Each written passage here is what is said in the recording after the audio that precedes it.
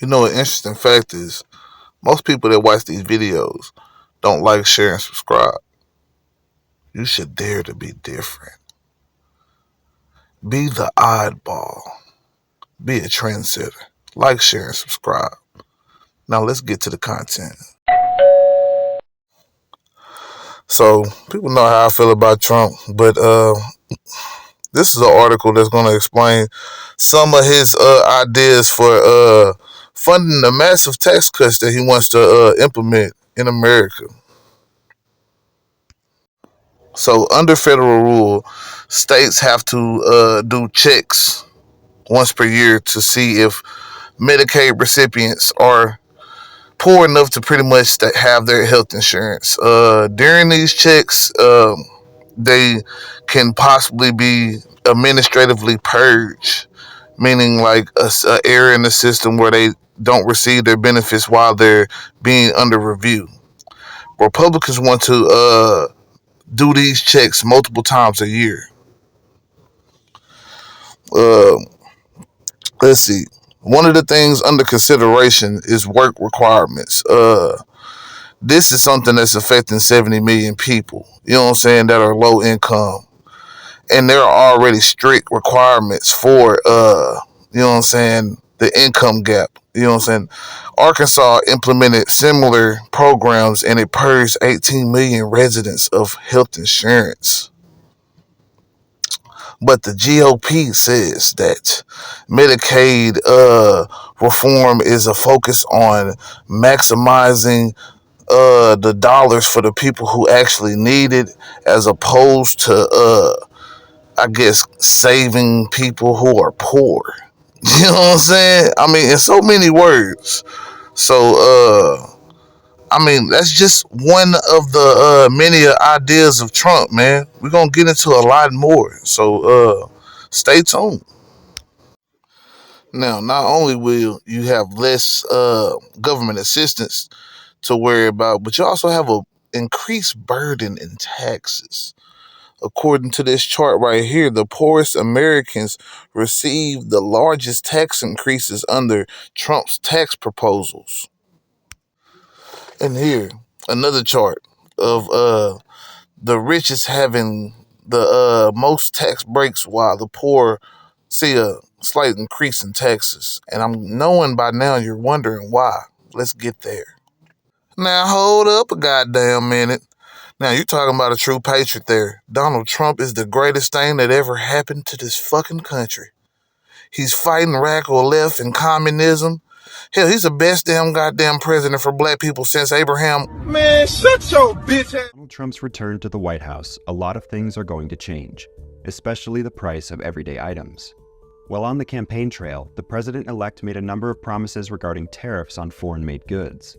Specifically, Trump said as recently as November 4th that there would be tariffs of at least 25%, which could rise to as high as 100%, on goods made in Mexico.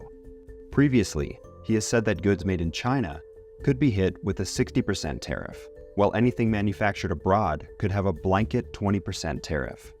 Roger Entner of Recon Analytics, a telecom industry analyst, told Forbes, quote, "Go to Walmart. Virtually everything in Walmart is made in China. We decided to make China our factory. It took decades to do that, and it will take years, if not a decade, to undo that. It's not just one thing, it's whole supply chains."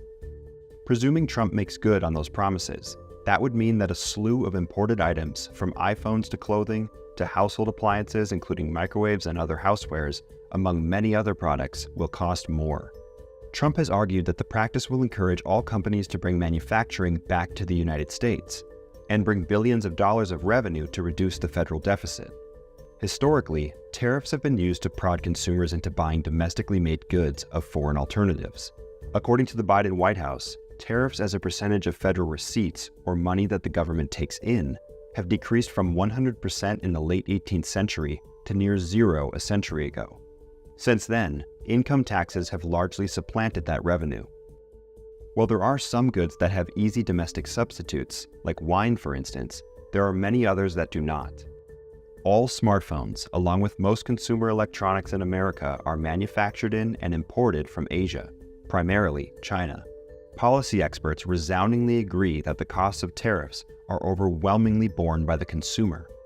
Ernie Tedeschi, director of economics at the Yale Budget Lab, who formerly served as chief economist at the White House Council of Economic Advisors, told Forbes, quote, "Think of what your household will spend this month, and think about if we instituted Trump tariffs and you bought the same basket of goods. The price of that basket would go up an average of 1.5 to 5.1%. So the issue really comes in is that you want to cut these social safety nets that 1/3 of Americans, pretty much 30% of Americans, are on, while also raising our prices of goods by adding tariffs to all the imports that coming from these places that we import.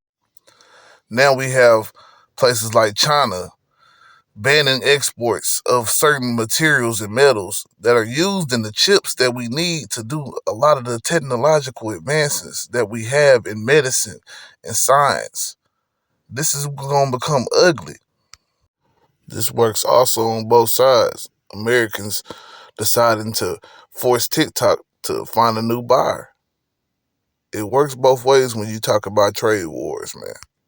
And though there's a lot of talk about China, I don't think we really weigh out the applications of Canada and Mexico, and if they decide to retaliate against America. Across the board tariff. In case there are tariffs, Mexico would also raise tariffs, so it is a technical move that would also represent benefits for Mexico in the event of a situation like this. Trump had said the tariff. And see, the interesting thing about Trump to me is that he always perceives himself as the winner, even when the other parties that he deals with, you know what I'm saying, whether it's the Mexican government or any other government, doesn't necessarily have the same ideas or the same interpretation. Man, even when it comes to the cabinet, bro, you got one resign already for sexual misconduct allegations that was finna surface. Now you got Peter Hegseth fighting to be the head of the Pentagon, yet he has multiple misconduct allegations. You know what I'm saying? Like, how do you not vet this out before you pick the people that you are going to have lead your cabinet? And if hypocrisy ain't just a reoccurring thing with Trump, he's not even standing up for Peter Hegseth the same way he did for Matt Gaetz, telling him he should have been more honest and forthcoming, given his history. But not all are ready to get rid of Peter Hegseth just yet, with Donald Trump's own son calling into question whether you're a Republican if you cannot support Hegseth, and Mike Collins calling into question the current Defense Secretary Lloyd Austin's credentials, even though he was a decorated 4-star general. Donald Trump is empowering in his new administration. This is not what people wanted. I mean, it looks like the requirements to be in the Trump White House are that you either abuse women or you're an out-of-touch billionaire. What's next? Are they going to replace FBI background checks with a Fox News screen test? His defense secretary, I mean, this guy is probably dropping out momentarily. Apparently, he drinks on the job and paid to cover up his sexual assault allegations. Even his mom doesn't like him. I mean, these people don't shop at grocery stores. Do you think that they pump their own gas or cook their own food? Of course not. These are people who hop on helicopters to avoid traffic, poster children for the out-of-touch elites, and the Republicans are bending over backwards. Oh my God. A lot of fun numbers when it comes to this. How about billionaires, all right? How many Trump administration picks are billionaires? At least 5. At least 5 are billionaires. I wish I was a billionaire. Here it is in photo form. You can see it on your screen. You know, you get folks like Elon Musk, well-known, Vivek Ramaswamy, well-known, Stephen Witkoff, who I actually know, well-known in New York circles for his real estate dealings. How about those on Fox News? It's not just Pete Hegseth, right? How about this? At least 11 Fox News hosts or contributors. Again, you just see, it's just so many names on here. My goodness gracious. We've got 11 on here. And finally, how about Mar-a-Lago? You know, Trump administration picks who hosted or co-hosted events at Mar-a-Lago. Look at this number. It is 12. 12, including those who co-hosted events at Mar-a-Lago. 1, 2, 3, 4, 5, 6, 7, 8, 9, 10, 11, and 12 with Lee Zeldin. The bottom line is this, is that Trump is someone who feeds on people being loyal to him, and there's no greater sign of loyalty than hosting or co-hosting an event at Mar-a-Lago, and so that's what we got. So though his loyalists have been awarded positions of power, what about the American voter who has to take the burden of these tariffs that he is implementing? And with those tariffs, we could see American cost of living going up exponentially. And I don't think the American people are ready for that. And with Elon Musk and Vivek Ramaswamy leading the Department of Government Efficiency, I can tell you that many government agencies are going to see less funding and less government spending going toward those programs, except the ones that they directly benefit from. She joins me now. What do you make of this figure that we have never really had in the time that I've covered American politics? The richest man in the world with no public role officially, no accountability, not Senate confirmed or anything, running a kind of off-the-book operation in the name of the president he spent $250 million to elect, who has a million conflicts and seems to be like sort of calling the shots. Yeah, I mean, Chris, I am just as lost as you are. You know, when Elon decided that he was going to be on the trail and he was running around and jumping around on the stage and that kind of stuff, I mean, it was clear that he was fully in to make sure that he could support him. You know, he had announced that he was going to spend millions of dollars, hundreds of millions of dollars. We didn't know that it would get all the way to $250 million. But honestly, I thought that this was really a lot more of the pay for play, right? It's the pay for play that Donald Trump has consistently offered to those oil tycoons and anybody else that had a lot of money and was willing to put it behind him. You put it behind me and I will give you something in return. So we know that he's got these federal contracts.